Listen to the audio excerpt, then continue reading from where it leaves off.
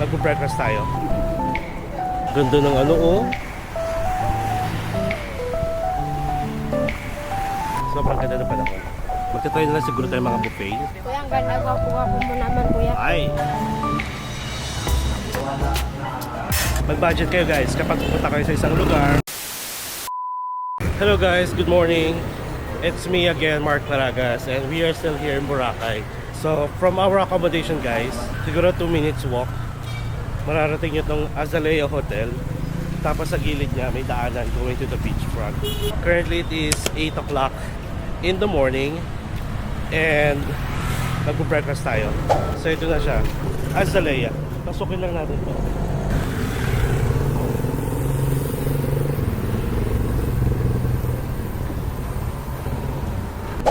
Actually, yung room kasi natin guys, nakakiduha sa Red Coco Inn de Boracay. Wala siyang breakfast. Pero kung magti-take tayo ng breakfast, that's 400 plus. Tapos chinek ko kung ano yung mga si-serve nila. Parang adobo, rice, tapos free coffee, tinapay, tapos may gulay, may pansit, yun lang. So, kitang-kita ko agad na lugi tayo. So ngayon, maglalakad-lakad na lang muna tayo. Maghanap tayo ng pwedeng restaurant na kung saan tayo makapag-breakfast. Andito pa lang Eurotel guys, oh. Ayan, oh. Alam nyo ba na before pa, dito yung daanan namin pag pupunta kami ng Boracay. Kasi di nandito malapit yung aming tinutuluyan, yung De Paris. Kasi yun nga lang, nag-close na yung De Paris. Just in case mag-stay kayo sa Red Coco Inn de Boracay, dito yung magiging way ninyo, going to the beach. 5 minutes walk, okay na yun para ano, may exercise tayo. Oh yan, may peri-peri dito. Pero close pa, kasi maaga pa. So welcome guys to Boracay. Ganyan, kaganda ang Boracay. Kainan pala to guys. Tapos pati itong katabi. Sobrang ganda ng Boracay guys.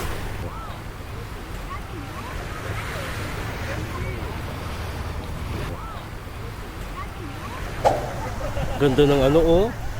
Ang ganda ng camera. Maganda talaga pag maganda yung view. So anyway guys, going back. The best month to go here sa Boracay ay November, December at saka January. So pag medyo Feb na, makakakita na kayo ng mga lumot. Nag-start nang mamuhay yung mga lumot dito, lalo na kung summer na summer. So from March, April, May, June, may mga lumot dito. Tapos pag July to October, bagyo season naman. Though hindi naman araw-araw, pero yun nga lang, medyo hindi mo makakontrol.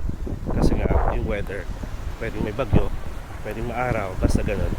Madami yung bagyo dito. Tapos, bumabaha madalas sa mga kalsada. Diba? Kita-kita nyo naman, January, sobrang ganda ng panahon. Wala lang, tinutour ko lang kayo. Kasi nagugutom na ako. Hinihingal tayo.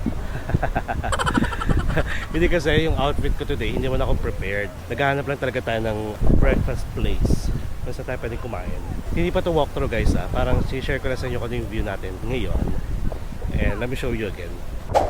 O diba, ang ganda guys oh. Currently, it is 5 minutes before 9 a.m. Wala pa ako nakikitang mga nagwa-water activities like yung mga parasailing kasi parang 9 o'clock yan nag-start. Tapos again, ang mga activity dock dito dun sa station 1. Tapos dito meron din sa station 3 doon. Magtaho na nga lang muna tayo. Pahalo ko yan ng bonggang-bongga. Ano yun?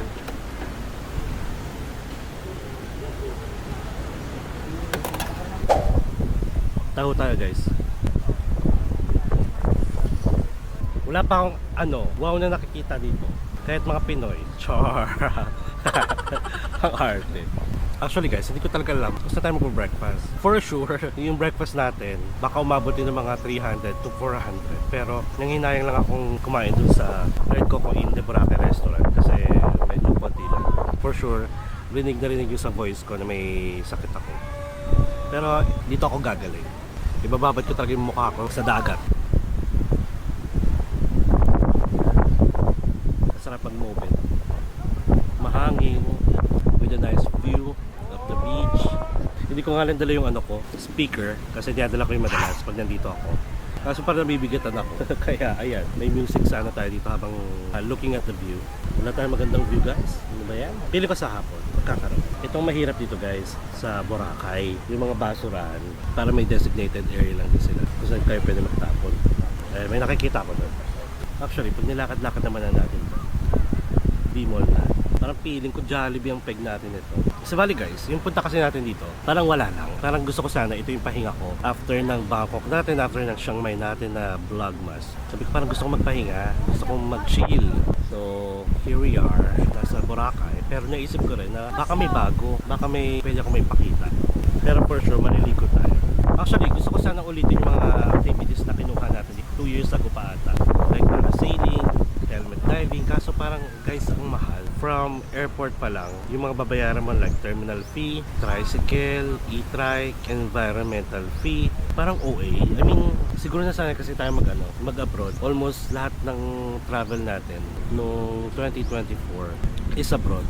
Walang mga ganito. Like, pagdating mo ng airport, transfer agad, going to your accommodation, tapos kuha lang ng activities sa club. Pero dito guys, ang dami. Ayokong i-compare sana. Pero dahil nasanay tayo mag-abroad, nako-compare ko.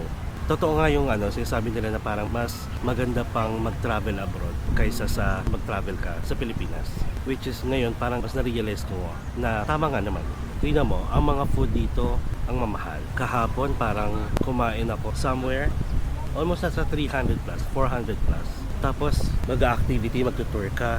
Yung parasailing guys is 2.5 pag solo, tapos 1.8 pag dalawa kayo. Di ba? Parang ang mahal naman ng parasailing na to. Tapos pag mag-helmet diving ka, nasa 1,000. Nako-compare ko lang siya kasi nga, di ba, pag nag-Bangkok tayo, nag-Chiang Mai tayo, sobrang mura ng bilihin. Pero still, ginusto ko natin to. Pag pupunta kayo ng Boracay, mag-budget na lang kayo guys. Like, paghandaan nyo pag nandito kayo. Mas okay na rin naman kasi na ma-try nyo lahat. Alam nyo yun, experience nyo na lahat ng water activities para pag dumating yung time na babalik kayo dito, chill na lang kayo. Bar, kain, mga ganun na lang. Kasi may mga buffet naman dito.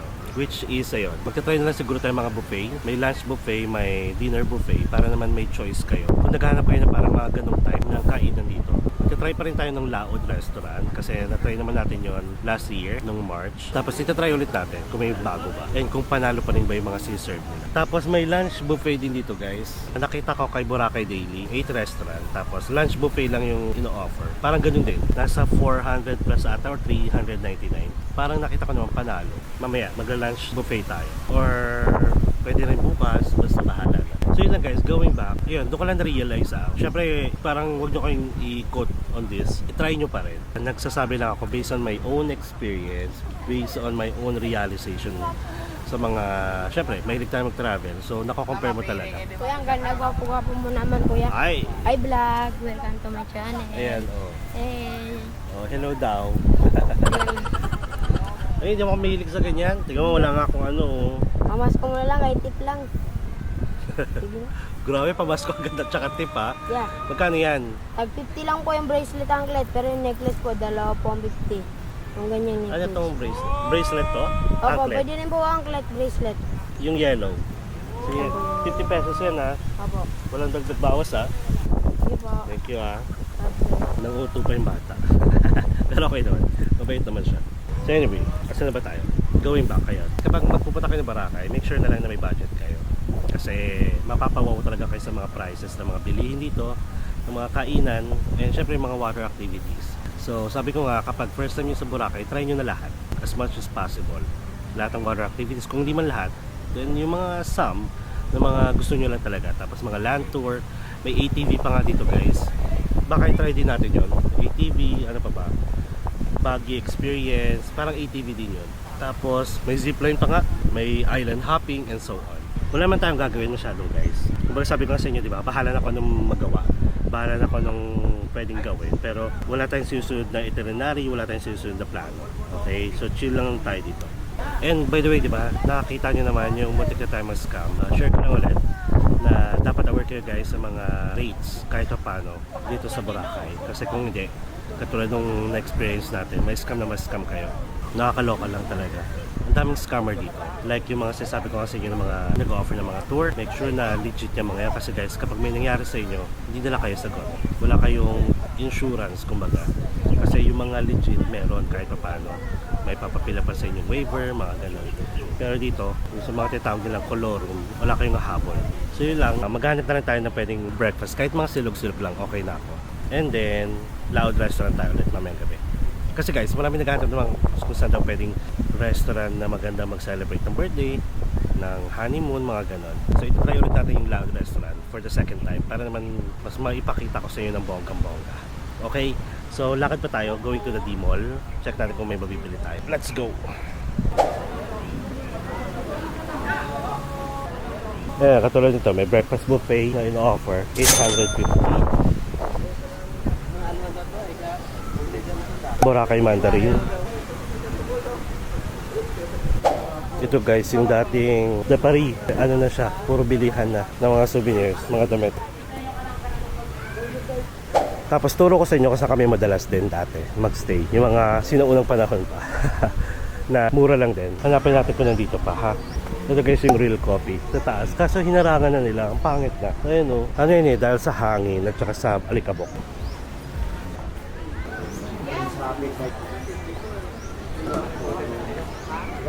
So ito, dito yung Taj. Ayan lang, diba? Konting lakad na lang oh. Tapos ito, dito ako nagbe-breakfast. Check tayo. Oh, ayan. Oh, mukhang dito na lang tayo kakain. So bali guys, order tayo ng liempo silog. Tapos isang round ng coffee, libre na yun. For 195 lang. Pwede na. Though dito naman kami kumakain talaga. Pag dito kami sa Taj, nag-i-stay dati. Dito sa restaurant na to. Kasi okay naman yung mga luto nila. In fairness. Tapos pag gusto natin kumain pa, like order pa tayo ng Jollibee sa labas. Kasi pag daan natin ng D-Mall, either McDo or Jollibee na yun, pabalik sa ating accommodation.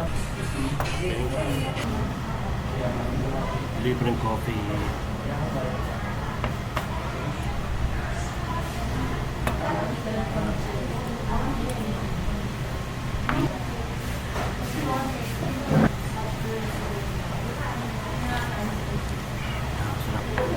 Sarap.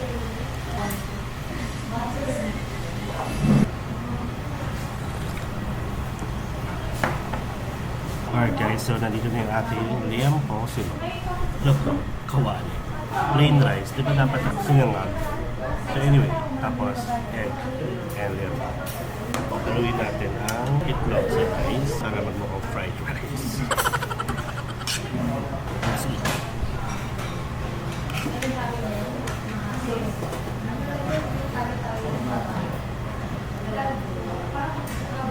Muna ka ga, ito agad.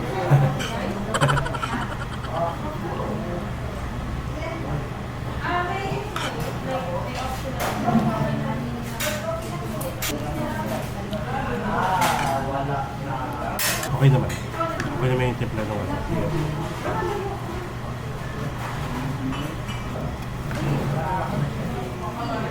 Yun nga lang, yung liempo nila, 4 peraso. Overpower siya na ito. Okay naman pag soda. Alright guys, so we are done with the breakfast experience natin. Lugi guys, akala ko 4 na pirasong liempo, 3 pirasong liempo, isang buto.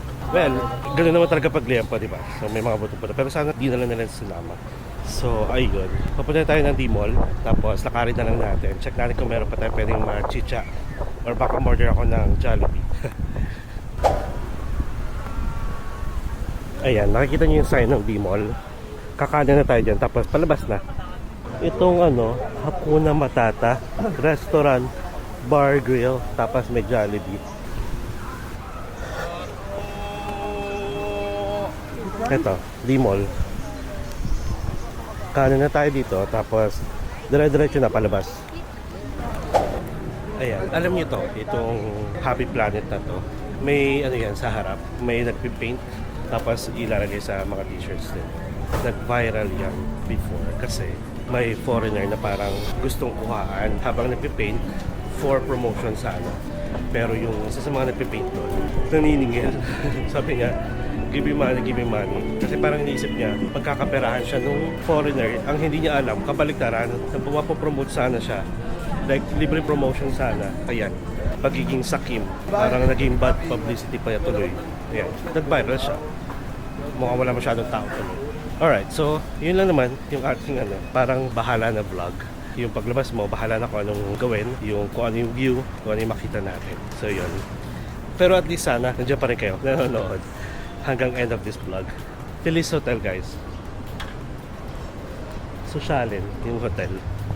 Actually, isa sa mga kinoconsider ko kapag nagbubok ng hotel is yung internet. Kahit paano mabilis kasi mahilig tayo mag-edit tsaka diretsong upload. So yun, itong Red Coco Inn de Boracay. Sabi kasi sa mga comment section, mabilis daw yung internet. Pero hindi ganun kabilis sa room. Parang kailangan mo atang magstay sa lobby or sa swimming pool area nila. So yun, hindi ko alam kung ano magiging natin, alternative way. Parang siguro magpunta na tayo sa cafe, which is ganun yung ginagawa kasi natin sa Chiang Mai. Medyo nai-imbier na ako kapag mahina yung internet. So minsan huwag magpaniwala sa review sa Agoda, mga ganun. Unless may experience nyo. Kahit saan naman, kahit ako naman palagi ko sinasabi, kapag nagbibigay ko ng mga reviews, at the end of the day, you still have your choice, you still have your options na i-experience or matry yung mga pinagagawa natin. Mapabad review man or hindi. But still, kayo pa rin yung last para kayo mismo makapagsabi kung tama nga ako or hindi, di ba? So yun, at least transparent tayo sa mga reviews. Kakakuda natin, malapit na tayo sa main road. Itong Ubi Mama na try natin kagabi, pakita ko sa inyo. Akala ko yung ube niya is ice cream. Yung pala, ube talaga, ube halaya. Okay ako pag ice cream, pero pag ube halaya, so-so. So parang hindi ko siya nagustuhan. Ayun, ang ending, nanood na lang tayo ng mga nag-drums, mga nagpa-perform dito sa pinaka parang mini park nila. Ayun, hanggang sa maubos ko siya. Doon inubos ko kasi sayang, nasa 300 plus. Kaloka, di ba? So anyway, we are here na sa main road. Ganda oh.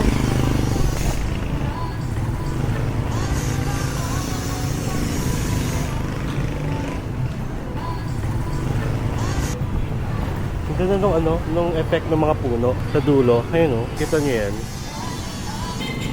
So ito guys, ayan, meron dito yung Jasper's Tapsilog and Resto. Yan yung mura talaga, na parang karinderya type.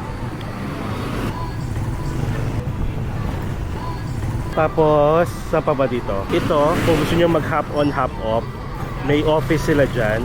Minsan may parang booth dyan sa McDo. Ayan, McDo. Ayan. Tapos, dito tayo. Ito yung way natin, going to our accommodation. Ayan, Jollibee na rin kung gusto nyo. Diyan tayo, nag-try tayo mag Movenpick. Diyan yung libreng shuttle bus going to Movenpick. Tapos diyan din yung drop off kung gusto nyo mag-aliw-aliw dito sa Boracay. Ayan, so I guess, mukhang marami pa tayong gagawin dito. Mamaya na tayo maliligo. Satisfied naman ako kahit pa paano sa brunch natin. Medyo nabusog naman ako, pero yun nga lang, lugi sa liempo. Tsaka yung rice, dapat sinangag, di ba? Kasi nga liempo silog. Pero plain rice yung sinervice natin. Though libre naman yung coffee, it's a plus. Maraming ATMs dito guys. Ito na ang mahiwagang Jollibee. Mahiwagang Jollibee na pang 998 store ng Jollibee guys, nationwide.